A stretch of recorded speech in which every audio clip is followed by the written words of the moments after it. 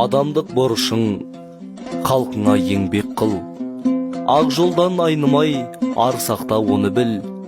Талаптан да білім мен өнер үйрен, білімсіз, өнерсіз болады ақыл тұл.